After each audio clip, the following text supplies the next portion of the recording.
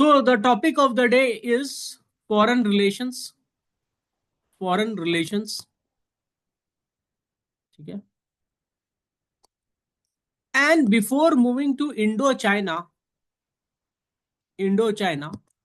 from where substantial number of questions will come, I'll give you a brief introduction about India's foreign relationship. Okay, what has been the guiding factor of India's foreign relationship and how it has affected India. ठीक है. तो पहला चीज आपको देखना होगा, who was the first prime minister of India? Nehru. ठीक है. And he was also the foreign minister in his cabinet. तो नेहरूवियन इरा. नेहरूवियन एरा. ठीक है. ये कब से कब तक माना जाता है? 1946 से लेके 1964. ठीक है. उससे पहले भी कैबिनेट फॉर्मेशन हुआ था. ठीक है, जिसमें आपका कॉन्स्टिट्यूशन असेंबली लिखा जा रहा था. ठीक है. So the personality of Nehru was such that it has profound impact on the formulation and implementation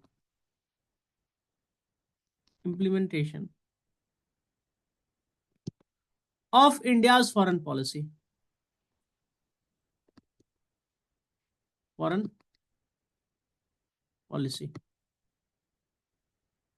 देखो, don't see Nehru from the light of present media or TikTok reels or whatever the propaganda is over there. Nehru is one of the tallest Indian prime minister ever. ठीक है. ये सब states person है. ठीक है. Nehru state person हो गया, statesman हो गया. ठीक है. वल्लभ भाई पटेल स्टेट्समैन हो गया. Even Narasimha Rao and Atal Bihari Vajpayee, they are the last of statesman. Okay.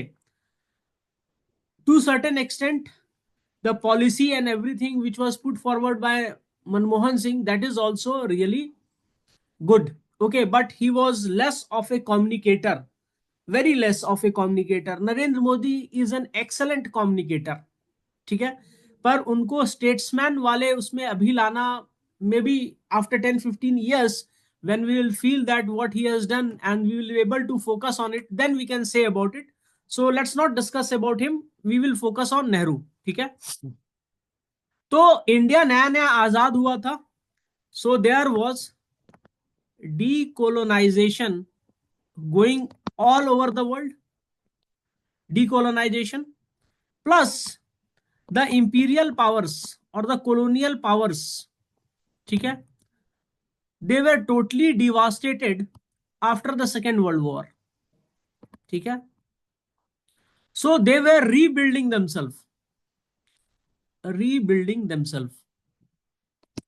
And who was giving them money to rebuild? US. And at that particular point of time, when they were rebuilding rebuilding themselves, they had accumulated huge amount of gold bullions, these colonial powers.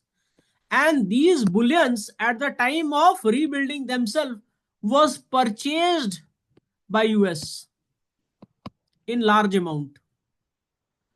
1948 के समय जो US है ना, 47-48 के समय दुनिया में सबसे ज्यादा गोल्ड खरीदा है, और गोल्ड खरीद के अपने करेंसी को लिंक कर दिया गोल्ड से. और उस समय ब्रेटन वुड एग्रीमेंट में आपका आईएमएफ बनता है और वर्ल्ड बैंक.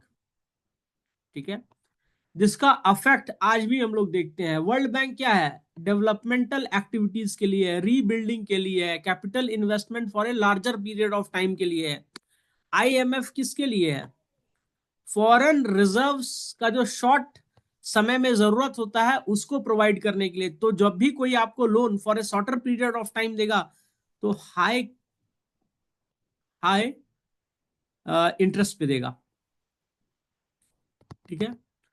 तो यूएस इस सारे ऑर्गेनाइजेशन को यूज करता है अपने फेवर में. ठीक है. उसी समय क्या हुआ आपका, यूएनओ बना, यूएनओ। और USSR start emerging as a power, as a power, global power, riding on the waves of communist revolution. इसीलिए 1960s से लेके 1970s तक, ठीक है, किसका बोलबाला रहा है दुनिया में? मार्क्सिज्म। ठीक है, और किसका फेलियर हुआ है? जो आपका फंक्शनल सोशोलॉजिस्ट है उनका फेलियर हुआ है। ठीक है, तो डीकोलोनाइजेशन हो रहा था, इंपीरियल पावर की हालत खराब थी।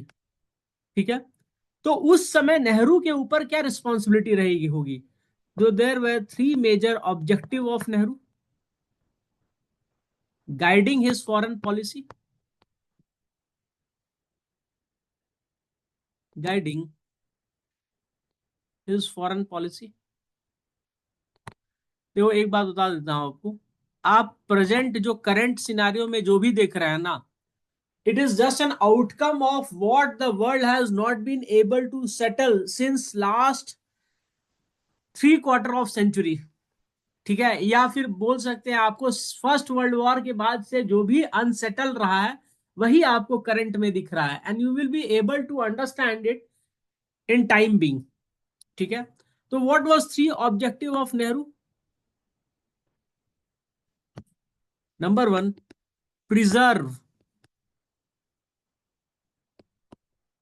Hard earned sovereignty.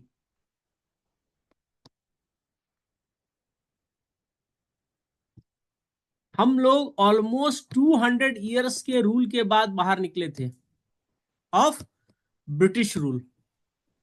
ठीक है, so the sovereignty was hard earn, so we have to preserve it. दूसरा क्या था? आपको समझ में आना चाहिए difference between sovereignty and territorial integrity, मैं बताऊंगा। ठीक है, प्रोटेक्ट, ये सारा नोट्स बनाते जाना। Protect territorial integrity, integrity. ठीक है, और तीसरा क्या था? हम गरीब मुल्क थे, to promote rapid economic development. इसी इकोनॉमिक डेवलपमेंट में सबसे बड़ा गड़बड़ हो जाता है नेहरू से।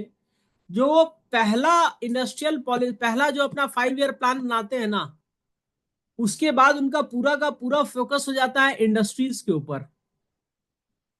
और हमारा पॉपुलेशन ग्रोथ क्या है? जबरदस्त तरीके से बढ़ रहा है। Our population is growing at a geometric progression, and it was not able to match up with the arithmetic progression of agriculture, and that's the reason we suffered during 60s from what? We suffered from hunger। और hunger के समय हमको खाना कौन देता था? US देता था, PL 480। और खाने में क्या देता था? वीट। और वीट में क्या भेजता था? एक बहुत ही घटिया आपका स्पीसीज का सीड, उसको क्या कहते हैं? Congress grass. Nothing against Congress, Congress grass, जिसको गाजर घास भी कहते हैं। ठीक है, और जब वो खाना देगा तो आर्म ट्विस्ट भी करेगा कि मेरे हिसाब से पॉलिसी बनाओ।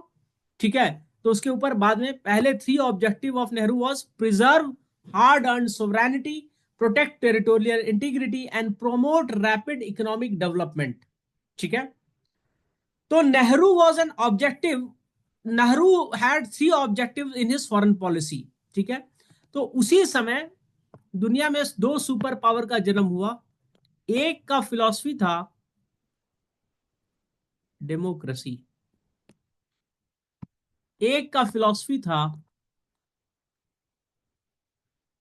Communist government.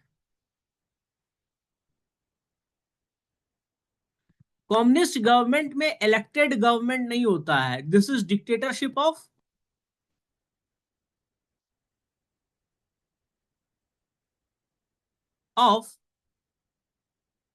प्रोलिटेरिएट।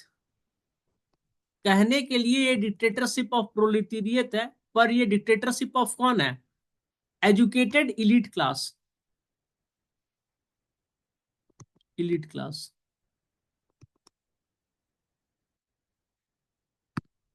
ठीक है। ये प्रोलिटेरिएट का डिक्टेटरशिप नहीं है, ठीक है। ये झूठ मूठ बात है कि जो लोअर सेक्शंस ऑफ सोसाइटी है उसका डिक्टेटरशिप है। अगर आपको एग्जाम्पल देखना है तो एग्जाम्पल मैं बता देता हूं। ज्योति बासु की जो गवर्नमेंट थी वो 25 साल थी, प्लस 10 साल सीपीआईएम की गवर्नमेंट थी बंगाल में। एक भी ओबीसी कैबिनेट मिनिस्टर नहीं था, ये ऑन रिकॉर्ड है। और ओबीसी नहीं, कम से कम तो 60% या 50% ऑफ बंगाल पॉपुलेशन होगा। एक को भी कैबिनेट में जगह नहीं मिली थी। तो मैं ये नहीं कर रहा हूं कि सारे ओबीसी वहां पे लोअर क्लास से थे, लेकिन बाय एंड लार्ज 5-10% ओबीसी को छोड़ दिया जाए तो लोअर क्लास से होंगे। क्लास की बात कर रहा हूं, कास्ट की बात नहीं कर रहा हूं, ठीक है। तो यूएस में डेमोक्रेसी था, तो इंडिया में भी बहुत सारे लीडर्स थे जो कहते थे कि हमें हमें प्रो यूएस होना चाहिए, ठीक है। कौन थे वो? बी आर अम्बेडकर थे। अम्बेडकर, ठीक है। वो प्रो यूएस की बात करते थे। क्यों प्रो यूएस की बात करते थे? तो इनका भी पॉइंट समझिए। ये खुद यूएस में पढ़ने गए थे, तो वहां पे इन्होंने कास्टिज्म फेस नहीं किया था। इन्होंने यूके में थोड़ा बहुत फेस किया था, यूके में फेस किया था बिकॉज वहां पे कास्टिज्म नहीं, वो इंडियन थे तो वो वाला ब्लैक क्लास फेस किया था। पर यूएस में कास्टिज्म फेस नहीं किया, कुछ और फेस किया होगा पर वहां फेस नहीं किया, ठीक है। क्योंकि इनको लगा कि वहां पे डेमोक्रेसी है, तो इसलिए शायद ऐसा कुछ है, ठीक है। What ever it might be. So he was pro democracy and pro US, but Nehru was not pro US, ठीक है। नेहरू ना प्रो यूएस थे ना प्रो यूएसएसआर थे, ठीक है। So Nehru vigorously pursued his dream of a peaceful world. Nehru क्या थे? रोमांटिक साइज करते थे चीजों को ज्यादा, प्रैक्टिकल कम थे। उनका अपना एक रोमांटिसाइजेशन था वर्ल्ड के साथ। तो उनको लगता था एक पीसफुल वर्ल्ड होगा, सबके हाथ में एप्पल फोन होगा, सब बराबर होंगे, ठीक है। And he was advocating for a peaceful world, policy of non alignment. Non alignment, ठीक है। शुरू में इंडिया को इसका बड़ा लॉस हुआ है, नॉन अलाइनमेंट का, ठीक है। लेकिन अभी जयशंकर बोलते हैं ना कि इंडिया का जो पॉलिसी है वो अपना सिर्फ भला देख रही है, जैसे वेस्ट देखता आया है। तो ये जन्म कहां से लिया है? इसी नॉन अलाइनमेंट से तो हमको फायदा मिला, because we never took side for anyone, we provided people support on the basis of ideology. तो नेहरू को गाली देना is not, we should not appreciate when people are defaming Nehru, okay, because Nehru gave the very foundation where we were actually pursuing our own benefit or our own good, and at the simultaneously we talked about idealism. We said that we will provide support on the basis of idea. So one of the major reason Nehru pursued NAM was that he wanted to have a peaceful world where everyone has a say. Peaceful world, ठीक है, where every country has an independent voice, has an independent voice, ठीक है। फिर क्या था? ये अपना policy of non alignment को ज्यादा से ज्यादा लोगों तक पहुंचा पाए, उसके लिए जरूरी क्या है? उसके लिए जरूरी है, ऑलरेडी 2 वॉर हो चुका था वर्ल्ड में, world war 1 and world war 2। तो by his policy of non alignment, he is reducing he is reducing chances of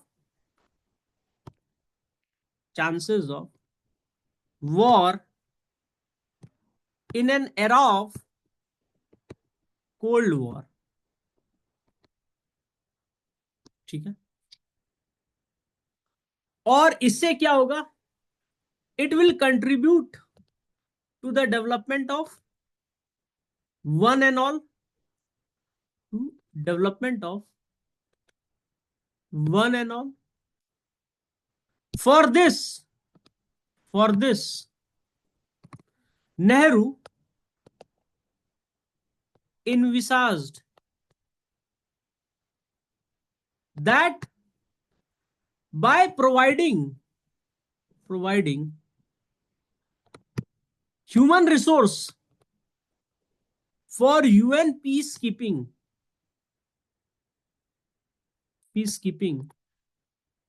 operation, we will be able to bring down the chances of war. Nehru वही बोले ना, नेहरू का problem क्या है? Nehru is basically, he is very idealistic in his approach. He is not at all practical, because by nature he was poet, and poets by nature are romanticising the situation.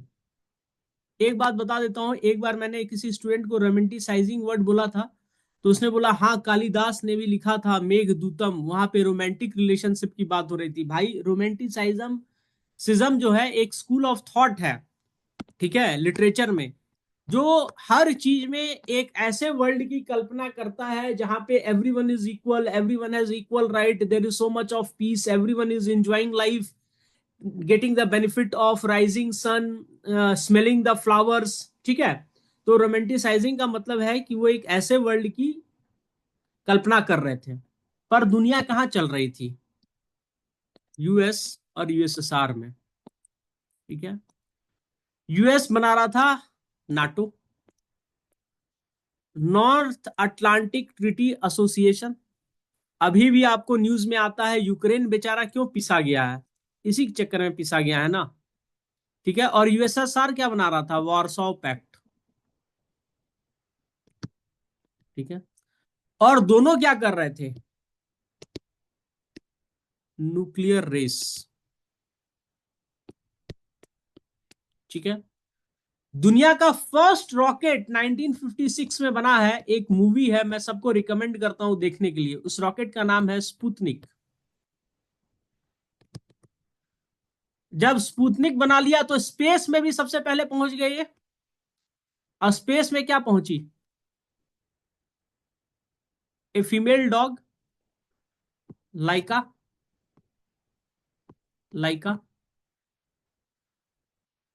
ठीक है, तो ये लोग अपने आप को पोस्चर कर रहे थे, we are superior to each other, और उसी पोस्चरिंग में आपका क्या हुआ? स्पुतनिक बना, स्पेस बना. फिर ये क्या पहुंचे? मून पर. एक बात बताओ, जब आदमी मून पर 1960s में पहुंच गया तो दूसरी बार आज तक क्यों नहीं पहुंच पाया? It's almost more than 50 years that no other expedition has gone to moon, and all around the world people are trying to get sample from moon. Both India and China is planning for that. I'm not aware if US is able to take that sample from moon or not. Why that sample is needed? Because moon has huge amount of helium. कहां पर है? Southern pole of moon पर है. और helium क्या है? Nuclear energy है, का सोर्स है. एंड विदाउट रेडियो एक्टिविटी, ये रेडियो एक्टिव नहीं है. जिसको भी केमिस्ट्री का कुछ भी याद हो क्लास 6 में, तो सबसे हीलियम का एटॉमिक नंबर 1 है ना. तो रेडियो एक्टिव तब होगा ना जब 1 के बाद कुछ टूटेगा. कहां से टूटेगा? देयर इज नो हीलियम का पॉसिबिलिटी तो दैट इट 2 विल है sir. Break. So there is no radio activity in it. तो it is the safest fuel for nuclear energy. ठीक है, चलो ये कहानी खत्म करते हैं. तो यहां पर यूएसए एंड यूएसएसआर में दुनिया बदल रही है. ठीक है, इंडिया क्या कर रहा है? इंडिया अपना काम कर रहा है. नैम बनाने के चक्कर में है। और जब 1949 में डच का कंट्रोल से इंडोनेशिया को आजाद कराने की बात होती है, तो Nehru shows that exemplary courage and he says that Indonesia should be free. And not only that, he also organizes someone to take the Indonesian leader Sukarno and bring him safely to India, ठीक है, outside Indonesia. And it was done by Biju Patnaik, father of Naveen Patnaik. He is a legendary hero.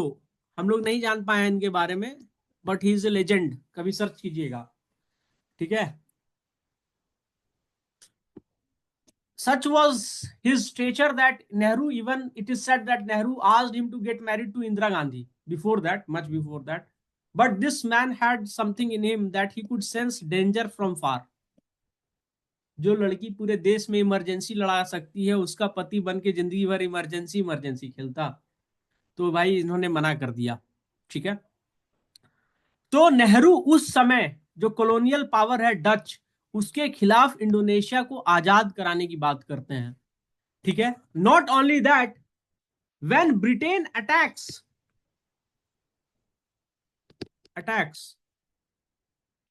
Egypt in 1956 due to Swiss canal dispute, Nehru is the first one to protest, lead the protest on the world stage, ठीक है। जो विश्व गुरु की बात आज कर रहे हैं ना लोग, उस समय नेहरू कर रहे थे, ठीक है। इन स्पाइट ऑफ नो मन की बात, ही वॉज डूइंग दैट, ठीक है। And not only that, he even advocated Asia Africa friendship.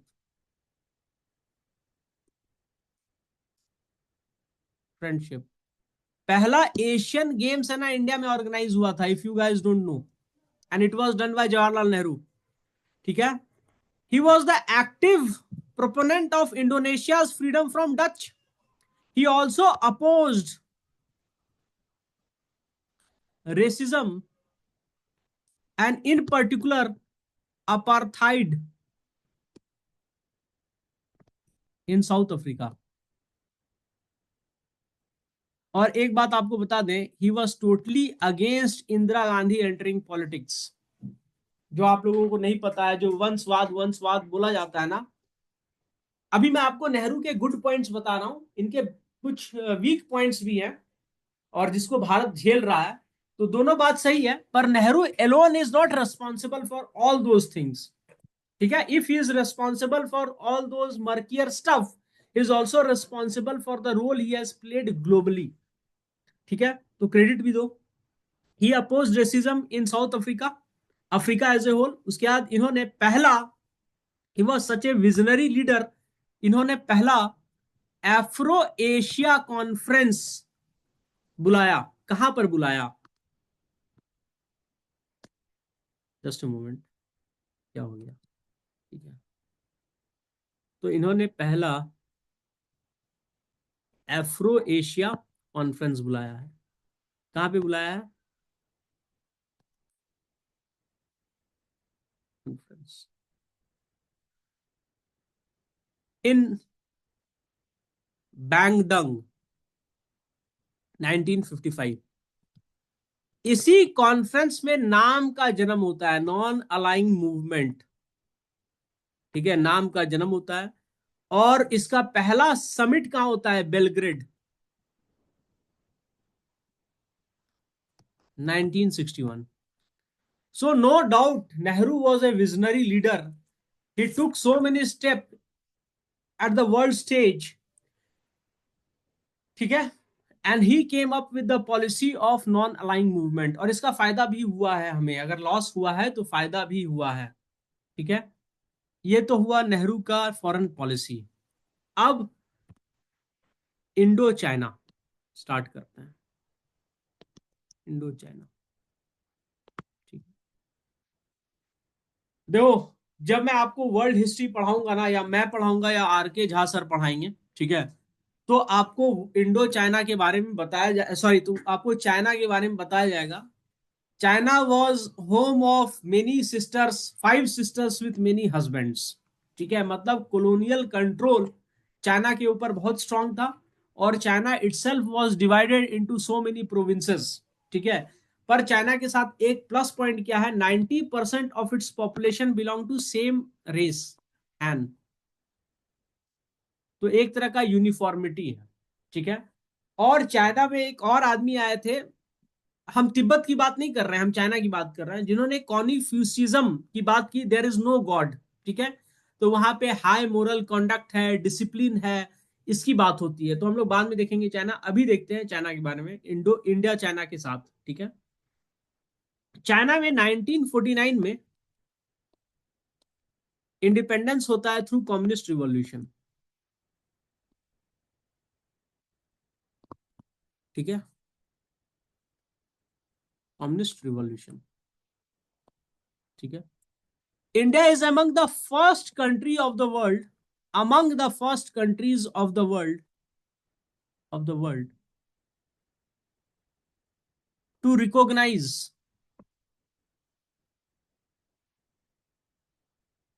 the Chinese government, this Chinese government।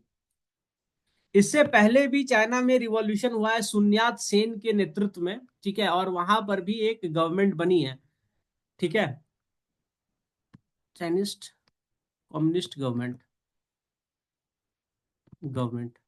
ठीक है, सुन्यात सेन नेशनलिस्ट थे, तो उन्होंने बनाया था। ठीक है, दूसरा है, Nehru was always under N impression that it's exceedingly unlikely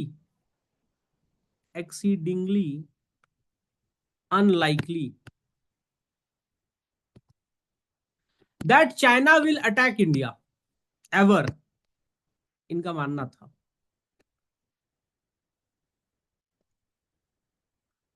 attack India, पर एक इंडियन लीडर था जो बोलता था कि चाइना से दूर रहो, चाइना अटैक करेगा।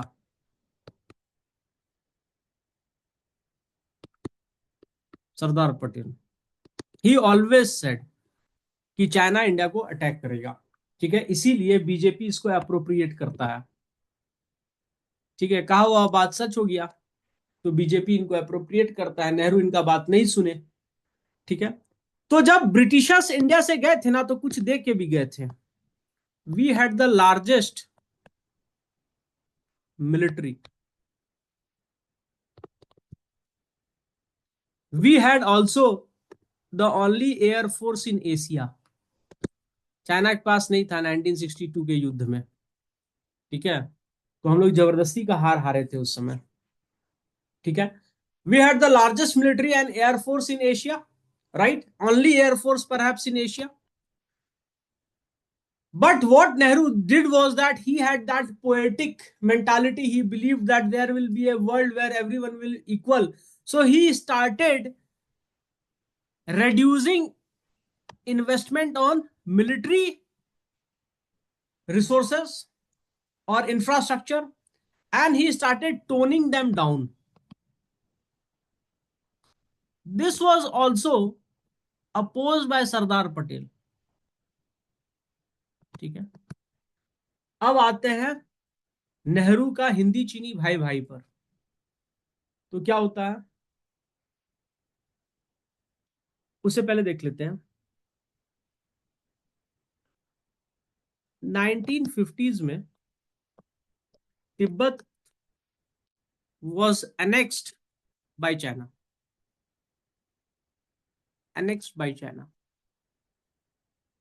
ठीक है, देखो, Tibet has been a free country and had been under the influence of China.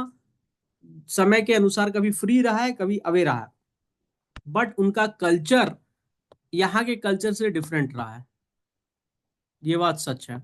और हम लोग जो बोलते हैं ना, India has been able to conquer China for 2000 years through ideas, वो चाइना के साथ नहीं रहा है, वो तिब्बत के साथ रहा है। ठीक है, तो तिब्बत 1950s में वाज एनेक्स्ड बाय चाइना। 1954 में 1954 में Chinese premier Zhou Enlao, Zhou N lie,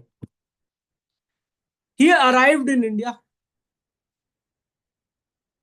Nehru ji gave him a warm welcome, and together they signed Panchsheel Agreement. And this agreement was cornerstone of Nehru's policy towards China for next 6 years. Six, not next 8 years. India में पंसील agreement और किसी चीज में हुआ है other than Indo China? आप लोग सब एनसीईआरटी पढ़ते हो ना, इसीलिए मन करता है आप लोग को एक एक थप्पड़ पढ़ना चाहिए। एनसीईआरटी में लिखा हुआ है पंसील for tribal welfare, Nehru ji ही दिए हैं, साफ साफ लिखा हुआ है।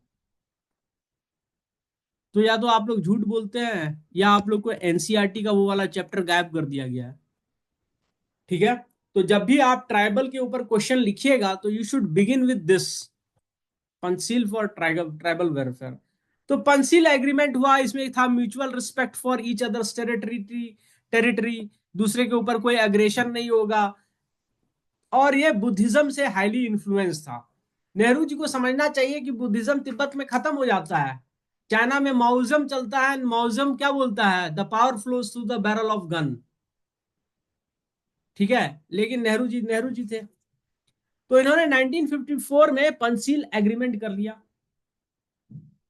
1956 में फिर आए झाओ एन लाई, झाओ एन लाई। इनके साथ एक और आदमी था जो ऑफिशियल विजिट पर आया था, इनके साथ एक कंपनी किया था, उनका नाम था Dalai Lama. He visited India, India Buddhism का सेंटर था, तो इनको ले आया होगा झाओ एन लाइस जी ने कि आओ आपको भी दिखा देता हूं इंडिया, बुद्धिज्म पिलग्रिमेज कर लेना।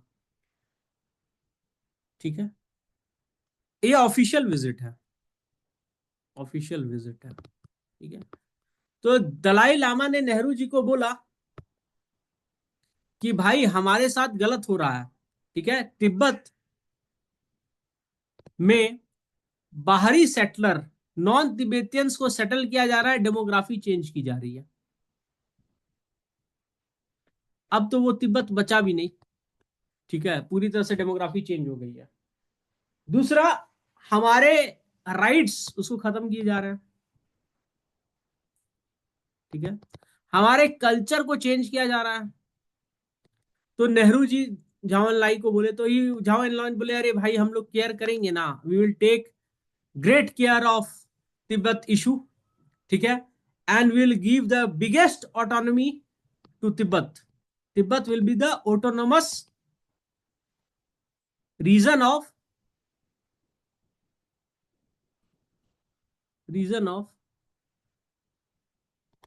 चाइना। ठीक है, with freedom which is not experienced by the any other part of China. Nehru ji बातों में आ गए, नहीं आते कर भी क्या लेते हैं, वो तो ऐसे भी आर्म्ड उसमें विश्वास नहीं करते थे। 1958 में क्या हुआ, तिब्बतियन लोग के पास दाव होता है। ठीक है, जो आपको हर जगह दिखेगा, नॉर्थ ईस्ट में भी। तो उन्होंने आर्म्ड अपराइजिंग कर दी, उनको लगा उनके हाथ में दाव है, आर्म्ड अपराइजिंग करेंगे हो जाए काम। पर उनको पता नहीं कि बुद्धिज्म का एक सबसे बड़ा प्रॉब्लम इंडिया में ये रहा कि once we made Buddhism as our official religion, we gave up appetite for aggression. ठीक है, तो आर्म्ड अपराइजिंग हुआ, it was brutally crushed by Chinese army. और एक बार आर्मी आती है तो किसी को छोड़ती है भाई? नहीं छोड़ती है। 1959 में दलाई लामा इंडिया आ गया, और उसके ऊपर एक डॉक्यूमेंट्री है, आप अगर देखिएगा तो उस डॉक्यूमेंट्री को काइंडली सर्च कीजिए, हमको लगता है वर्ल्ड हिस्टोरिक चैनल पे है, you should watch it. Dalai Dalai Lama entered India. ठीक है, और जब वो इंडिया में आए तो इंडिया में उनको रेफ्यूजी स्टेटस दे दिया गया। नेहरू जी एक पे एक गलती किए जाते हैं यहाँ पे, ठीक है, रेफ्यूजी स्टेटस। और 1959 में हो गया है तो इनको कम से कम सो जाना था ना। नहीं, उससे पहले भी चाइना कुछ कांड कर चुका था। China from 1957 to 59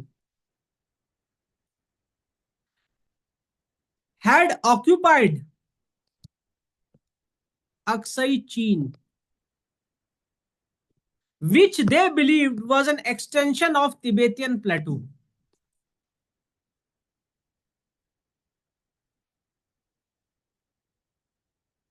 And what is India's stand?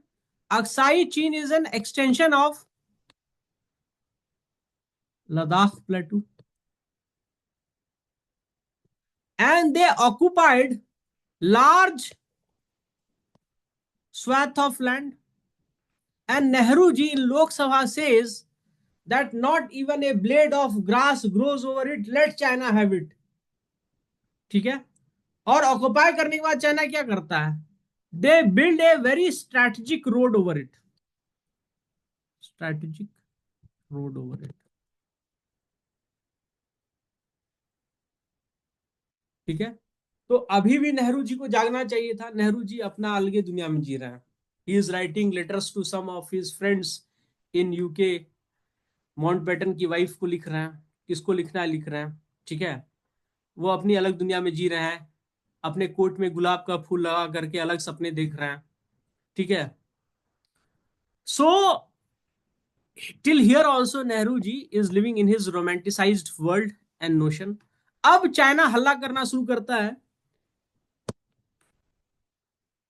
कि there is a place known as NEFA in India at that point of time, North Eastern Frontier Agency. It is South Tibet. And in particular इसको तवांग चाहिए। क्यों चाहिए तवांग? तो तवांग ही भाग करके आए थे दलाई लामा। तो इसके लिए तवांग को अपना राज्य प्रोक्लेम करना ज्यादा आसान है। तो तवांग इसको चाहिए और नेफा इसको चाहिए। और क्या बोलता है इसको ये? India have occupied this part. India has occupied this part. India का कहना है कि जो बाउंड्री बिटवीन चाइना है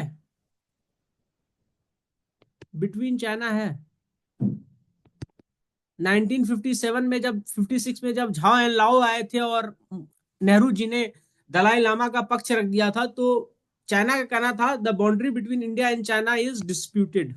उसके बाद ये हल्ला शुरू कर दिया, is disputed because it was done by the colonial masters and warlords of Tibet. Tibet तो हम उसको नहीं मानते हैं। यही वॉरलॉर्ड्स और कॉलोनियल मास्टर्स मिल के है ना बाउंड्री बनाया है इंडिया और म्यांमार का, और म्यांमार और चाइना का। तो उसको चाइना मानता है क्योंकि वहां पे उसका उल्लू सीधा हो जाता है। तो यहां पर बोलता है colonial master and warlords of Tibet है। इंडिया का पोजीशन क्या है? It has already been settled during colonial times. अगर सेटल्ड नहीं है तो आप म्यांमार से बोलिए ना, क्यों वहां पे क्यों नहीं बोलते हैं, ठीक है। तो China is doing it because it has to settle something with India, and that settlement is because India is giving refuge to Tibetans।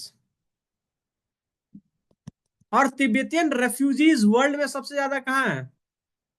Himachal Pradesh में है। और इनका कैपिटल कहाँ पे है? वहां पर उनका government in refuge, government in exile है ना।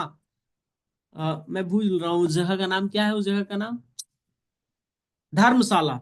धर्म वहां पे हिमाचल प्रदेश का भी एक लोकेशन है, सेम लोकेशन है, मैक्लॉडगंज। हिमाचली उसको क्या बोलेगा? मैक्लॉडगंज। सेम जगह है, ज्यादा नहीं है दूर, ठीक है। तो धर्मशाला में आपका गवर्नमेंट इन एक्साइल है। एक्साइल है, ठीक है। अब इसके बाद क्या होता है, एक कहानी और चलती है 1962। वो कहानी चलती है यूएस और क्यूबा में। क्यूबा में उस समय जो आदमी है, he is a communist leader, his name is Fidel Castro.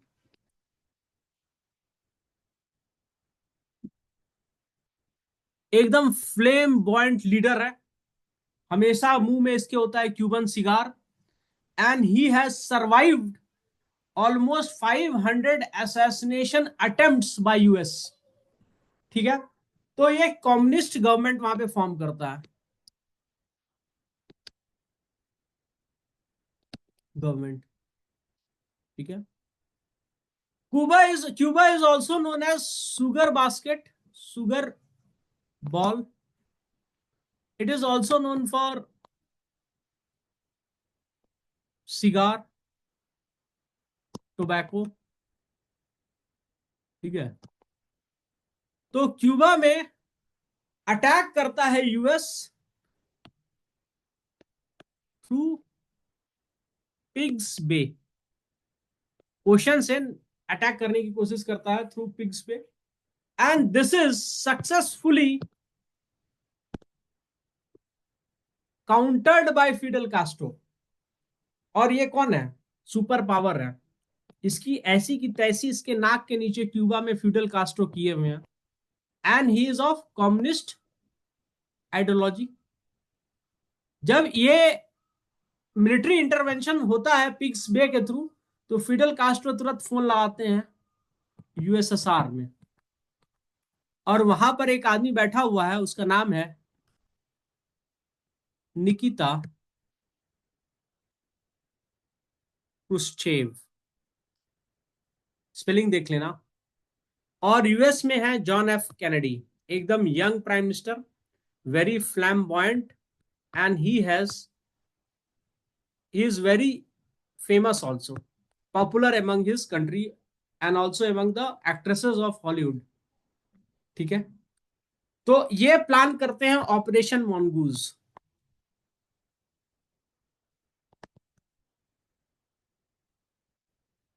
क्यों, मॉन्गूज ही सांप को पकड़ करके बाहर निकालेगा। फिडेल कास्ट्रो निकिता क्रुश्चेव को फोन लगाते हैं, तो निकिता क्रुश्चेव क्या करते हैं, यहां पर बैलिस्टिक मिसाइल्स जो रशियन ओरिजिन का है उसको इंस्टॉल कर देते हैं। अब देख रहे हो यूएस के जस्ट नीचे यूएसएसआर का बैलिस्टिक मिसाइल है। तो यूएस को जब पता चला तो यूएस ने सीधे, जॉन एफ कैनेडी सीधे के सीधे आए टेलीविजन पे और डिक्लेयर कर दिया कि अगर ये बैलिस्टिक मिसाइल क्यूबा किसी भी कंट्री के अगेंस्ट यूज करता है, and any country in the western hemisphere, क्योंकि बैलिस्टिक मिसाइल इतना पावरफुल नहीं है कि अफ्रीका चले जाए या यूरोप चला जाए उस समय का, तो वेस्टर्न हेमिस्फीयर में किसी के भी खिलाफ यूज करता है तो this will be seen as a war against US. और इसके लिए जिम्मेवार कौन होगा, यूएसएसआर होगा। ठीक है, और ये कब चल रहा है, अक्टूबर 1962 में। और इसको लोग बोल रहा है, इसका डिप्लोमेट, कि भाई हम लोग सीधे वॉर डिक्लेयर कर देते हैं यूएसएसआर में, लेकिन good things prevailed and he went for a medium path. ठीक है, तो सारी दुनिया का निगाह कहाँ है, क्यूबन वॉर क्राइसिस में। मंगोलाइड रेस एक्सपर्ट है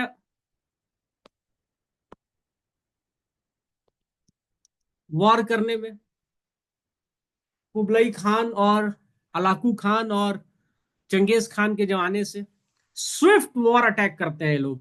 ठीक है, tough terrain, tough people, Swift war attack. तो चाइनीज लोग देखा कि पूरा का पूरा वर्ल्ड किधर है, क्यूबन वॉर क्राइसिस डील कर रहा है।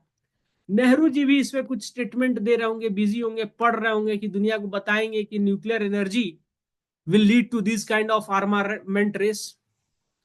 अक्टूबर में सीधे घुसता है दो तरीके से, लद्दाख और दूसरा अरुणाचल। लद्दाख में तो इनको टक्कर मिल जाता है, ठीक है। Ladakh they are not able to do something, they are paid for it. Arunachal में इनके पास कोई नहीं है, ठीक है। ये पहुंच जाता है तेजू के पास, आसाम, ठीक है। और इसका मकसद था कि पूरा का पूरा हम नॉर्थ ईस्ट को ही ले लें अपने अंदर। पर ये भूल गया कि ये जो अटैक किया था ये अक्टूबर के अंत के महीने में किया था। और आप तवांग वालों को पूछिएगा तो अक्टूबर के अंत के बाद ही स्नोफॉल स्टार्ट हो जाता है, अभी भी। उस समय तो इतना इन्वायरमेंट का ऐसा इशू नहीं रहा होगा। ये तुरंत डिक्लेयर कर देता है सीज फायर जब इसको रियलाइजेशन होता है, क्योंकि उधर विंटर आएगा, और तुरंत ये भाग जाता है। लेकिन इन द प्रोसेस यहाँ पर जितने भी इंडियन पोस्ट्स होते हैं उनको ये खत्म करके जाता है। So in this war it was clear that China is a clear victor. और इस विक्ट्री के बाद नेहरू जी कभी नहीं मुस्कुराए फिर, ठीक है। चाइनीज भाई लोग उनको धोखा दे दिया, जिसको वो हिंदी चीनी भाई भाई कहते थे। तो he was totally lost, and he received international and national both level पे इनको गाली सुननी पड़ी। और उसके बाद series of by election Congress हार जाती है। By election is lost by Congress. Congress. और इनको इतना बड़ा सदमा लगता है कि 1964 में ये दुनिया छोड़ के चले जाते हैं और अपने पीछे छोड़ गए एक ऐसा भारत जो ऑलरेडी एक हार झेल चुका था, ठीक है, चाइना के साथ। कश्मीर का इशू रिजॉल्व नहीं था, and we were suffering from food crisis. Nehru बाहर पढ़े हुए थे, he came from very elite section of the society. He used to sit and dine with the best of the world. At that point of time came a Indian prime minister who had no such dynamic personality, Lal Bahadur Shastri,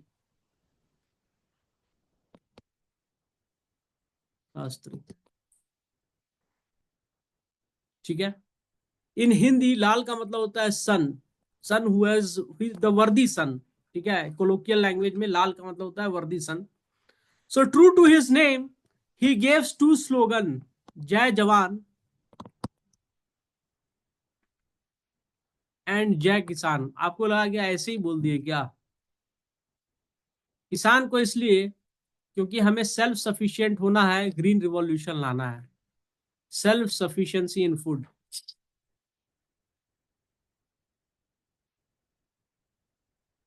in food.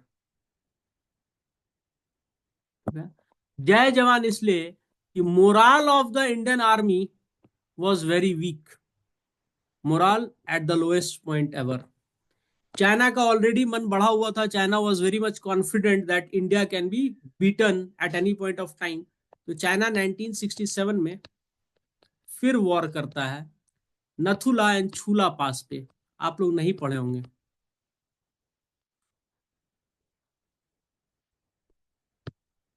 क्यों नहीं पढ़े? क्योंकि इनके लेगोसी को इतना नहीं बढ़ावा दिया कांग्रेस ने। छूला पास आज सर्च कीजिएगा, दिख जाएगा।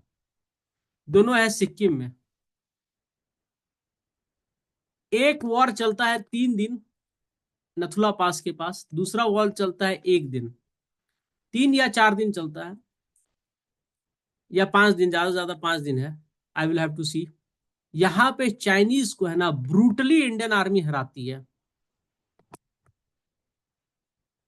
ठीक है। क्यों हराती है? क्योंकि 1965 में ये आदमी ऑलरेडी ऑपरेशन विजय करके पाकिस्तान को हरा चुका होता है। और जब पाकिस्तान को डिफीट करता है ना, उस समय यूएस पूरी तरह पाकिस्तान के फेवर में होता है। USSR is neutral as always, even in 1962 USSR was neutral. China से हम हारे हुए थे, ऑपरेशन विजय हुआ और ये आदमी लाहौर को कैप्चर कर लेता है, कराची कैप्चर कर लेता है। इन 1965। और उस समय हमारी जो टैंक थी ना, our tank was not very good, neither were our fighter planes good. तो हमारे पास एक विमान थी जिसको यूएस कहते थे मॉस्क्यूटो, उस विमान का नाम था हंटर विमान। हंटर, वो सिंगल मशीन था उसमें। और यूएस दुनिया का बेस्ट टैंक, दुनिया को बता रहा था कि हमारे पास बेस्ट टैंक है, और उसका डिप्लॉयमेंट पाकिस्तान में किया था। और हंटर विमान ने टैंक के टैंक उड़ा दिए, just because he kept the morale of the army high. Exceptional leadership. ठीक है, so we will begin with Indo China now. Indo China, so whatever you see in current, it's has its implication from past. तो यहां तक समझ में आया या नहीं आया? Yes sir. Yes sir. ठीक है, समझ में आया। देखिए, एक और चीज आपको समझना होगा कि जब चाइना ने 1962 में इंडिया पे अटैक किया था, तो इंडिया में एक पार्टी थी, कम्युनिस्ट पार्टी ऑफ इंडिया। वो किसको सपोर्ट की होगी? उसने सपोर्ट किया था चाइना को। ठीक है, चाइना को किसने? Communist party of India. और यही कम्युनिस्ट पार्टी में दो भाग होता है। एक बनता है CPIM, जिसमें ज्योति बसु लोग हैं, ठीक है, जो बंगाल को रूल किया। And they were pro China during 1962 war. और CPI, जिसमें कन्हैया कुमार पहले गए, और डी राजा इसके सेक्रेटरी हैं अभी, डी राजा। इसी चीज को तो जनसंघ बोलता है ना, कि इनके ऊपर कैसे भरोसा किया जाए।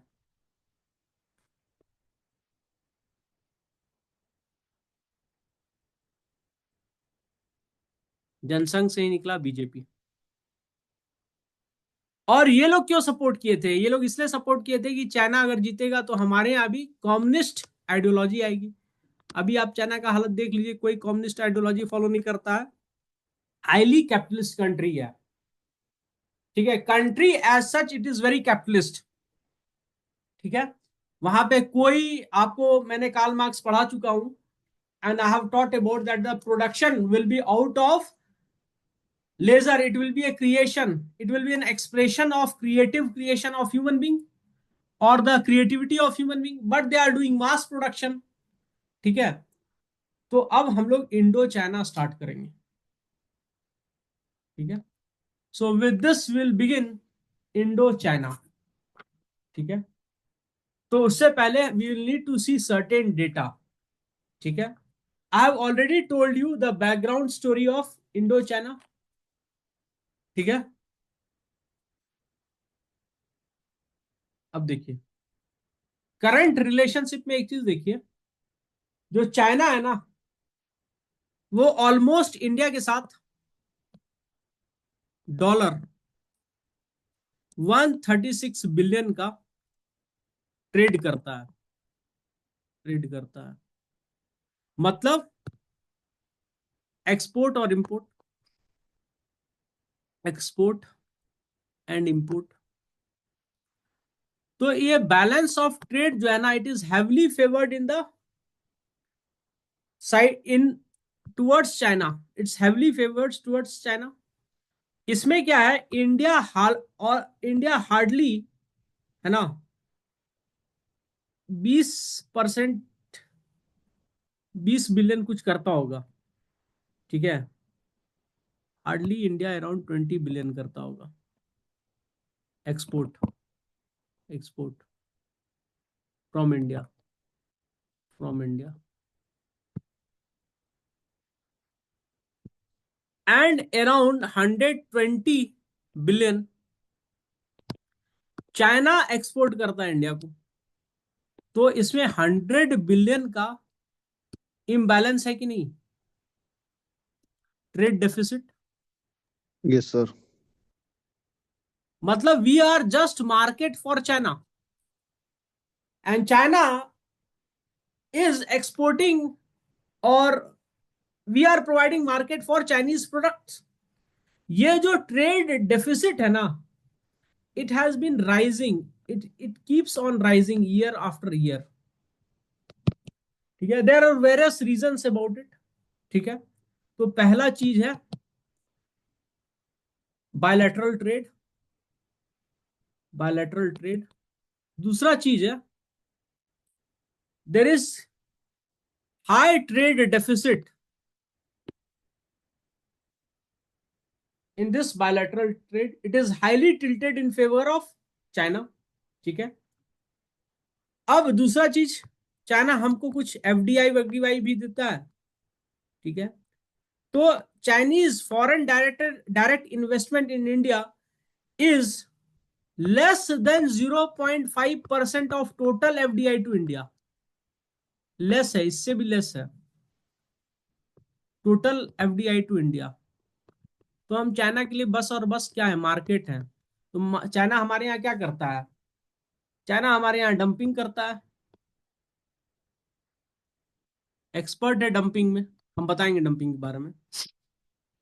ठीक है, हम चाइना से क्या मतलब क्या इंपोर्ट करते हैं सबसे ज्यादा, हम चाइना से सबसे ज्यादा इंपोर्ट करते हैं जो हमारे पॉइंट ऑफ व्यू से इंपॉर्टेंट है, एपीआई। ठीक है, this API is critical pharmaceutical pharmaceutical ingredients.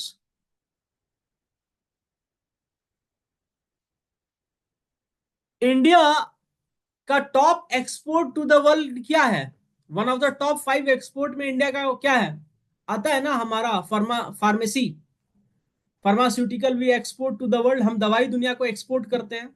सो उसका एक इनपुट है एपीआई जो हम चाइना से लेते हैं। अभी गवर्नमेंट पॉलिसी बना रही है इसको इंडिया में खुद प्रोड्यूस करेगी, पहले भी होता था, पर चाइना सस्ते दर पे प्रोड्यूस करता है, China producer it at lower price. ठीक है, तो ये एपीआई हमारे फार्मास्यूटिकल इंडस्ट्री को कंट्रोल करता है। तो during corona times what China did is that they blocked API import.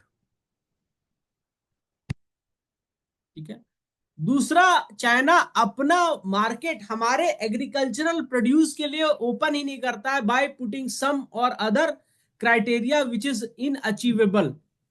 ठीक है, तो चाइनीज कंपनी इन इंडिया देखो जो बिजनेस करते हैं, Chinese company in India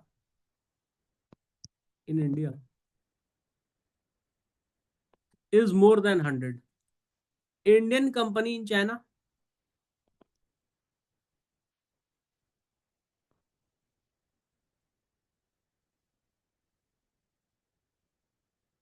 around 50 है। ठीक है, अराउंड लिखना, लेस मत लिखना है, अराउंड 50 है। देखो इंडिया का सबसे बड़ा एक्सपोर्ट क्या है मालूम है, आईटी इनेबल्ड सर्विस दुनिया को। चाइना में इसका पायरेटेड वर्जन रोड पे मिलता है, ये मैं नहीं, नारायण मूर्ति ने अपने वीडियो में बताया है। He went to China and saw that on the road his software products were being sold. जो नारायण मूर्ति करोड़ों का सॉफ्टवेयर प्रोडक्ट बनाते हैं ना, फॉर एग्जाम्पल आप इंस्टॉल करते हो कोई ऐप, उसी तरह आप इंस्टॉल करते हो अपने यहाँ मशीन में ऑपरेटिंग सिस्टम। ठीक है, तो इंडिया तो ऑपरेटिंग सिस्टम अभी नहीं बनाता है, लेकिन इंडिया जैसे टैली, टैली क्या है, कंपनी का या किसी भी कंपनी में एक ऐसा सॉफ्टवेयर है जो पूरे कमर्शियल एक्टिविटी या अकाउंट्स का डिटेल रखता है। ठीक है, तो वो रोड पे बिक रहा है चाइना में। सच such amount of piracy is happening over there that Indian software company is not able to compete in China, जो इंडिया का सबसे बड़ा एक्सपोर्ट है। ठीक है, तो ये तो इकोनॉमिक रिलेशनशिप हुआ कि फॉरेन डायरेक्ट इन्वेस्टमेंट हमारे यहाँ कम कम है। हमारा टॉप एक्सपोर्ट क्या है चाइना को,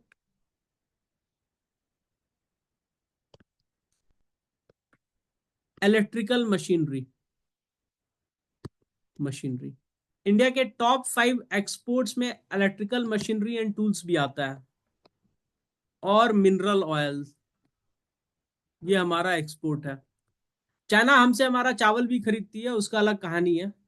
ठीक है, अब हमारा चाइना के साथ स्ट्रैटेजिक इशू क्या है, ये मैं डिस्कस करके आज क्लास खत्म कर दूंगा, कल पार्ट 2 देखेंगे इसका। ठीक है। स्ट्रैटेजिक डिस्प्यूट हमारा क्या है? चाइना ने इंडिया को 3 सेक्टर में बांट के रखा है। Eastern sector, eastern eastern sector, एक सेकेंड, ईस्टर्न सेक्टर, ठीक है। China disputes this India sovereignty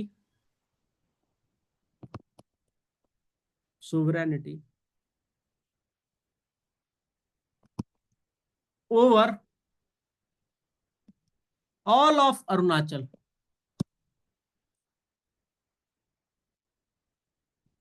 ठीक है, एंड स्पेशली और particularly Tawang. And what is the reason of its claim? Religious and cultural ties, cultural and religious ties, ठीक है।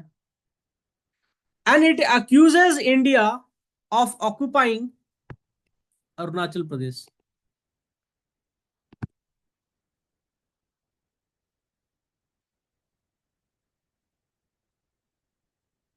देखो local level पे है ना, अरुणाचल में कोई सपोर्ट नहीं है चाइना के लिए। आप कोई लॉजिक सोच सकते हो कि क्या चाइना के लिए कोई सपोर्ट क्यों नहीं है? सिंपल सा बात है, चाइना ने जो एट्रोसिटीज कमिट की है ना तिब्बत में, वो एक मैसेज जाता है among the people of Tawang that China is very draconian in its dealing of civilians, ठीक है। दूसरा, चाइना ने जब अटैक किया तब भी चाइना का जो व्यवहार रहा होगा तिब्बतियंस या people those who are from Tibet settled in India और somewhere else in the world, it has been very hard, high handed reaction, so that way no one will try to be in that side. दूसरा, अरुणाचल में क्या हुआ है, अरुणाचल में एक distinct culture है, इतने सारे ट्राइब्स हैं, बहुत सारी डाइवर्सिटी है, and that diversity has been connected by using a language which was never over here, Hindi. तो एक तरह से ना चाइनीज को ये समझ लेना चाहिए कि इंडिया में अरुणाचल का कल्चरल विलय हो चुका है, ठीक है। Culturally Arunachal has become part of India today, we can say it, ठीक है। और इंडिया ने जितने भी तिब्बतियंस रेफ्यूजी को इंडिया में जगह दी, India never gave them guns in their hand, India gave them pen, educated them. India never use Tibetans for any kind of aggression और एन क्या बोलते हो टेररिस्ट एक्टिविटी। ये इंडिया के पॉलिसी का कभी हिस्सा नहीं था, जबकि चाइना करता है।